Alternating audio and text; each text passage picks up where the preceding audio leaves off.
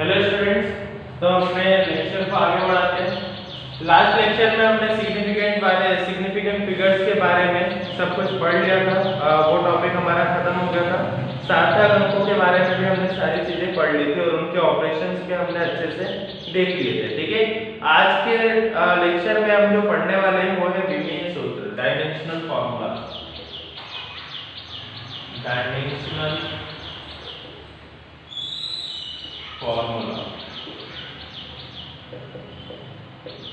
विमीय सूत्र। ठीक है, डायमेंशनल फॉर्मूला के बारे में हम यहाँ पर पढ़ने वाले विमीय सूत्र क्या होता है।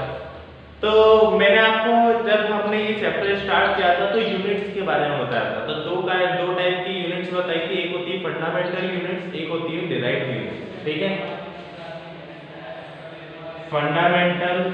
फंडामेंटल यूनिट्स और सेकंड क्या है, डिराइव्ड यूनिट्स। ठीक है, डिराइव्ड यूनिट्स। अब फंडामेंटल यूनिट्स की अगर हम बात करते हैं तो हिंदी में से बोला जाता है मूल मात्रक, और डिराइव्ड यूनिट मतलब व्युत्पन्न मात्रक।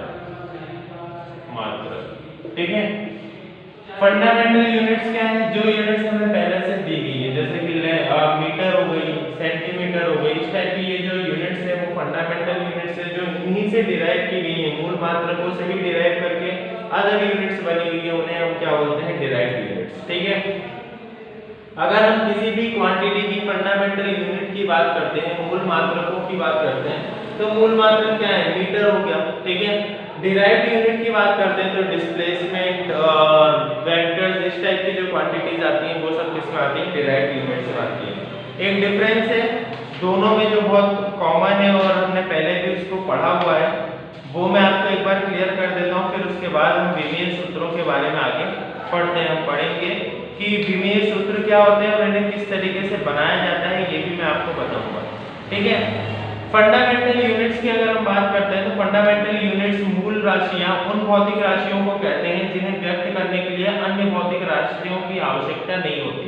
ठीक है, ऐसी फंडामेंटल यूनिट्स उन क्वांटिटीज को, उन यूनिट्स को बोलेंगे जिनको हमें डिराइव करना है, मतलब जिन्हें अगर हमें बताना है, मेजर करना है, तो हमें किसी अदर यूनिट की जरूरत नहीं पड़ेगी। जैसे कि लेंथ हो गई, मास हो गया, टाइम हो गया, तो ये सब क्या है, फंडामेंटल यूनिट्स है।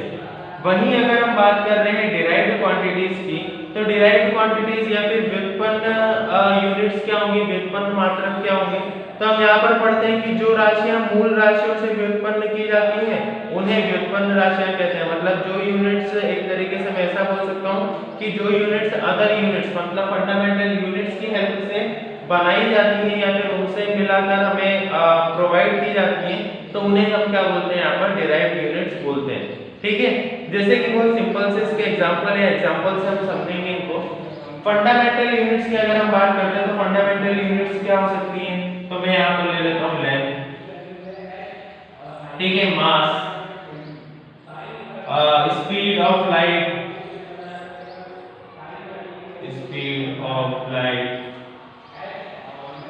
या फिर स्पीड ऑफ लाइट ना लेते हो, स्पीड ऑफ लाइट की ल्यूमिनस इंटेंसिटी उसे हम बोलते हैं। लेंथ हो गया, मास हो गया, उसके बाद सेकंड हम अगर देख रहे हैं तो लेंथ और मास इसके परफेक्ट एग्जांपल हो गए। ठीक है, इसके फंडामेंटल यूनिट्स की, क्योंकि अगर मुझे लेंथ निकालनी है तो मुझे अदर किसी क्वांटिटी की जरूरत नहीं है। हमने जो सात पढ़ी थी, लेंथ, मास, टाइम, ठीक है, टेम्परेचर, ये जो है ये 7 मैंने आपको बताई थी, वो सब क्या है, बेसिक क्वांटिटीज हैं। उनकी हेल्प से अदर क्वांटिटीज बनाई जा सकती हैं, उनकी हेल्प से अदर यूनिट्स बनाई जा सकती हैं, जबकि ये क्या है, सबसे बेसिक क्वांटिटीज है। लेंथ को अगर मुझे मेजर करना है तो मैं मीटर में करूंगा, मास को मेजर करना है तो मैं केजी में करूंगा, टाइम को अगर मुझे मेजर करना है तो मैं सेकंड्स में करूंगा, टेम्परेचर को करना है तो केल्विन में करूंगा। इस तरीके से ये क्या है, हमारी बेसिक क्वांटिटीज है, और ये क्वांटिटीज हो गई फंडामेंटल क्वांटिटीज, और ये क्या हो गई, हमारी बेसिक फंडामेंटल यूनिट्स हो गई। ठीक है, मूल मात्रक हो गई हमारे। अब वही डिराइव्ड यूनिट्स की बात करते हैं, तो डिराइव्ड यूनिट जो कि फंडामेंटल से हमें मिली है। ठीक है, तो अगर इसमें मुझे अगर लेना है तो मैं एरिया ले सकता हूँ। एरिया इक्वल टू क्या हो जाएगा, लेंथ इनटू ब्रेड्थ। तो देखो लेंथ किसका है, फंडामेंटल यूनिट का, मतलब फंडामेंटल यूनिट लिए बिना यहाँ पर क्या होगा, हमारा काम नहीं बनने वाला। तो लेंथ की जैसे अगर मैं यूनिट देखूं तो क्या होती है मीटर, तो यहाँ पे हो गई मीटर इनटू ब्रेड्थ, ब्रेड्थ भी क्या है एक तरीके से लंबाई को ही माप रहे हैं हम, दूरी को ही माप रहे हैं, तो उसके लिए भी क्या होगा मीटर। तो एरिया की जो यूनिट हो जाएगी A क्या हो जाएगी मीटर स्क्वायर। अब देखो ये क्या है व्युत्पन्न मात्रक है, क्यों, क्योंकि इसे मूल मात्रक के द्वारा बनाया गया है, ठीक है। तो इस तरीके से डिराइव्ड यूनिट्स और फंडामेंटल यूनिट्स अलग-अलग होते हैं। अब डायमेंशनल फार्मूला क्या होता है, जो इन दोनों के बीच में रिलेशन बताए, मतलब एक ऐसा फार्मूला या फिर एक ऐसा सूत्र जो कि क्या करे व्युत्पन्न मात्रक और मूल मात्रक के बीच के संबंध को दर्शाता है, उसे हम क्या बोलते हैं विमीय सूत्र, ठीक है। एक ऐसा फार्मूला जो कि क्या करे रिलेशनशिप को बताए इसके बीच में फंडामेंटल यूनिट्स और डिराइव्ड यूनिट्स के बीच में, तो उसी को हम क्या बोलेंगे यहाँ पर डायमेंशनल फार्मूला। डायमेंशनल फार्मूला कुछ टर्म्स में लिखा जाता है और कुछ पावर्स में, जैसे कि m l t, सबसे पहले मास, लेंथ, टेम्परेचर, कैंडेला, जो हमने 7 पढ़े थे, उसके बाद सारे आएंगे यहाँ पर। तो मैं एक बार 7 के 7 यहाँ पर रिवाइज कर देता हूँ। L M T K line से लिखते हैं हम, L M T K 4 हो गए, और बाकी के 3 कौन से C D, तो यहाँ पे हो गया C D A, और यहाँ पर लास्ट क्या हो जाएगा मोल, ठीक है। अब अगर आप इन यूनिट्स की बात कर रहे हैं या फिर इन मोल्स की बात कर रहे हैं, तो यहाँ पर इन सबका मतलब क्या हो गया, लेंथ हो गया, मास हो गया, टाइम, इन तीन को हम बेसिकली सबसे ज्यादा यूज करने वाले हैं, ठीक है। जितने भी डायमेंशनल फार्मूला होंगे 11th में भी आप जितने पढ़ने वाले हो, उनमें सब में अधिकतर क्या होगा लेंथ, मास और टाइम, इन तीन चीजों को तो रिप्रेजेंट वो करेगा ही सही। और उसके बाद केल्विन, कैंडेला, मोल, और इस तरीके के ये 7 है। इन 7 के अगर कोई ऐसी क्वांटिटी है, क्वांटिटी होती है जिसमें ये सातों आते हैं, तो वो भी लिख सकते हैं, लेकिन हमें ये 3 बेसिक तो यहाँ पर लिखने ही है। मैं एग्जांपल लेके बताता हूँ कैसे। तो हमेशा इनको क्या करना है, बिग ब्रैकेट में लिखना है। और सेकंड चीज, जितने भी यहाँ पर पावर्स आती है, जैसे कि अगर मास की क्वांटिटी वहां पर ज्यादा है तो आप उसकी पावर ज्यादा कर दोगे। जैसे अभी हमने क्या निकाला था, area is equal to length into breadth, ठीक है। लेंथ को हम मेजर किस में करते हैं, मास में, सॉरी मीटर में। ब्रेड्थ को हम मेजर किस में करते हैं, मीटर में। तो इन दोनों की यूनिट क्या होगी, मीटर स्क्वायर। मीटर मतलब लेंथ, ठीक है। मीटर हम किसमें निकाल, मीटर अगर हम निकाल रहे हैं तो मीटर मतलब m का स्क्वायर है यहाँ पर। तो जो हमारा एरिया होगा उसका जो फॉर्मूला है डायमेंशनल फॉर्मूला, वो क्या हो जाएगा, लेंथ हमने निकाली है, लेंथ क्या है मीटर स्क्वायर, तो लेंथ का क्या हो जाएगा यहाँ पर स्क्वायर m की पावर 0 और t की पावर 0। ये डायमेंशनल फॉर्मूला हो गया किसका, एरिया का। आई होप समझ में आ रहा होगा। सिंपली हम क्या कर रहे हैं यहाँ पर डायमेंशनल फार्मूला निकाल रहे हैं, ठीक है। एरिया का अगर मैंने डायमेंशनल फार्मूला निकाला था तो वो क्या है, लेंथ पर बेस्ड है। मतलब सिंपली हम क्या कर रहे हैं, उसी के फार्मूले से बेस्ड अगला हम फार्मूला डायमेंशनल फार्मूला हम निकालने वाले हैं। जैसे कि अगर कोई अदर एग्जांपल लेते हैं तो वॉल्यूम की हम बात करते हैं। वॉल्यूम, वॉल्यूम क्या होता है, सबसे पहले लेंथ, हाइट और ब्रेड्थ, ठीक है। इन तीनों को मल्टीप्लाई करेंगे, लंबाई इनटू चौड़ाई इनटू ऊंचाई। मैं यहाँ पे लिख देता हूँ, लंबाई, चौड़ाई इनटू ऊंचाई, ठीक है। इन तीनों को हम क्या करेंगे, मल्टीप्लाई करेंगे। अब बताओ लंबाई को हम किस में मेजर करते हैं, मीटर में। चौड़ाई को हम किस में मेजर करेंगे, विड्थ को, मीटर में। और ऊंचाई, हाइट को भी किस पर मेजर करेंगे, मीटर में। तो ये तीनों कौन सी क्वांटिटी है, मीटर का क्यूब, ठीक है। अब डायमेंशनल फार्मूला जब मैं इसका बनाने जाऊंगा तो मुझे पता है कि जो लेंथ मतलब मीटर है, मीटर किसकी यूनिट है, लेंथ की यूनिट है। तो लेंथ का क्या हो जाएगा यहाँ पर, क्यूब हो जाएगा। m एज इट इज उसकी power 0, t as it is उसकी पावर 0। अब ये पावर 0 का क्या मतलब है, तो अगर मैं इन दोनों को नहीं लिखूं तो भी चलेगा, मैं सिर्फ और सिर्फ क्या लिखता हूं, l की पावर 3, ठीक है। लेकिन यहाँ पर इसकी पावर 0 लगाने से भी इसका कोई सेंस नहीं बनता, क्योंकि यहाँ पर 0 है, किसी भी ऑब्जेक्ट की पावर या फिर किसी भी नंबर की पावर पावर अगर 0 होती है तो हम उसको क्या लिखते हैं 1, तो ये भी 1 हो जाएगा, ये भी 1 हो जाएगा, दोनों 1 into 1 1 ही रहेंगे। यहाँ पर हम सिर्फ और सिर्फ क्या लिख सकते हैं, L का क्यूब भी लिख सकते हैं और हम ये फॉर्मूला भी यहाँ पर लिख सकते हैं। इसी तरीके से डायमेंशनल फॉर्मूला बनाए जाते हैं। अब यहाँ पर ये जरूरी नहीं है कि यहाँ पर लेंथ ही सिर्फ रहेगा, अदर चीज भी हो सकती है। जैसे कि अगर मैं बात कर रहा हूँ, कोई मान लो यूनिट आती है जिसमें केजी का स्क्वायर हो जाता है, ठीक है, मान लो कोई यूनिट है जिसमें किलोग्राम का क्या हो गया, स्क्वायर हो गया, तो किलोग्राम किसकी यूनिट है, मास की।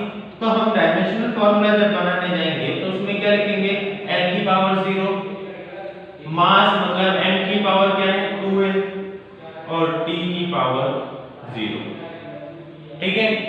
l की पावर 0 मतलब 1 मल्टीप्लाई m का स्क्वायर मल्टीप्लाई 1, तो क्या हो जाएगा फॉर्मूला हमारा m का स्क्वायर। इसको हम क्या बोलते हैं यहाँ पर डायमेंशनल फॉर्मूला। डायमेंशनल फॉर्मूला में हमें कुछ क्वांटिटीज, कुछ फंडामेंटल यूनिट्स दिखेंगे जिनकी हेल्प से हम डिराइव्ड यूनिट्स को क्या करेंगे, रिप्रेजेंट करेंगे। यहाँ पर m की अगर मैं बात करता हूँ, m की t l ये सब क्या हमारे फंडामेंटल यूनिट्स है, ठीक है।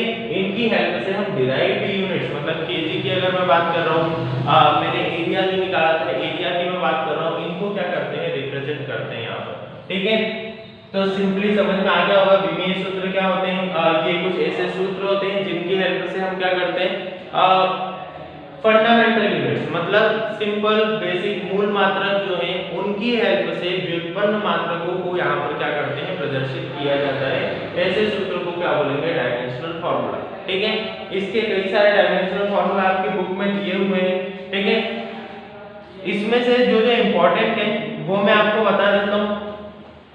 जैसे कि अगर हम डायमेंशनल फॉर्मूला डिराइव करने जाते हैं तो एक आध डायमेंशनल फॉर्मूला मैं भी यहाँ पर बता देता हूँ, जैसे कि इसमें ज्यादा यूज होंगे। सबसे पहले तो स्पीड की हम बात करते हैं। स्पीड का फॉर्मूला क्या होता है, डिस्टेंस अपॉन में टाइम।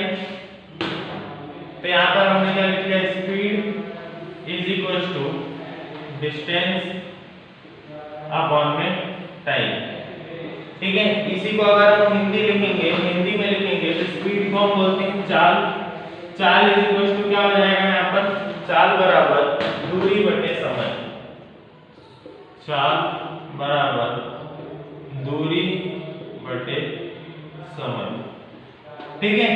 सबसे पहले डिस्टेंस की अगर हम बात करें, डिस्टेंस को किस में मेजर करते हैं, मीटर्स में, ठीक है। अगर मैं लेंथ की डिस्टेंस एक तरीके की तो मैं मीटर्स बोल देता हूँ। टाइम की बात करें तो टाइम को किस में मेजर करते हैं हम, टाइम को हम सेकंड्स में मेजर करते हैं। तो ये हो गया मीटर और ये क्या हो गया, सेकंड्स। यहाँ पर भी अगर हम बात करें तो मीटर और सेकंड। अब मीटर और सेकंड दोनों एक दूसरे के क्या है, अपॉन में है। डायमेंशनल फॉर्मूला अगर मैं बनाने जाऊंगा, सेकंड को मैं क्या करता हूँ, ऊपर लेके जाता हूँ। मुझे बताओ कभी भी किसी भी सब्जेक्ट को या फिर किसी भी नंबर को हम ऊपर जब लेके जाते हैं तो उसकी पावर नेगेटिव हो जाती है। तो यहाँ पर क्या हो जाएगा, मीटर ऐसा का ऐसा, या फिर सिंपली ऐसा भी मत करो, मैं बहुत सिंपल सा भी बताता हूँ। मीटर डायमेंशनल फॉर्मूला क्या हो जाएगा, m की पावर 1, ठीक है, क्योंकि मीटर एक ही है तो मीटर की पावर 1, l की पावर 0, सॉरी m की पावर 0, l की पावर 1। l क्या है, मीटर लेंथ है ना, तो यहाँ पर l की पावर 1 और t की पावर यहाँ पर क्या हो जाएगी 0 अपॉन में सेकंड्स है। तो सेकंड्स में m की पावर 0, l की पावर 0 और t की पावर क्या हो जाएगी यहाँ पर 1, क्योंकि सेकंड्स टाइम का है तो टाइम की पावर 1।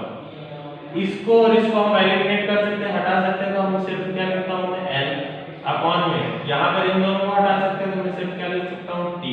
t को मैं ऊपर लेके जाता हूँ तो यहाँ पर क्या आ जाएगा, l और t की पावर -1। ये हो जाएगा हमारा डायमेंशनल फॉर्मूला किसके लिए, स्पीड के लिए। समझ में आया। हमने सबसे पहले डिस्टेंस लिखा, टाइम लिखा, मीटर लिखने के बाद हमने डायमेंशनल फॉर्मूला बना लिया, सेकंड्स लिखने के बाद एक डायमेंशनल फॉर्मूला बना लिया। दोनों को हमने डिराइव किया और एक सिंगल लाइन में लिखने के लिए मैं t को ऊपर लेके गया, t की पावर क्या हो गई -1। तो ये हो गया हमारा डायमेंशनल फॉर्मूला, ठीक है। कल मैं आपको बताऊंगा कि कन्वर्जन क्या होता है। डायमेंशनल फॉर्मूला मतलब अगर हमें कन्वर्ट करना है CGS to M के डायमेंशनल फॉर्मूला की हेल्प से हम कन्वर्जन कैसे करते हैं वो हम कल सीखेंगे, ठीक है। और कल ये लेक्चर हमारा और ये ये चैप्टर हमारा एंड हो जाएगा। Thank you.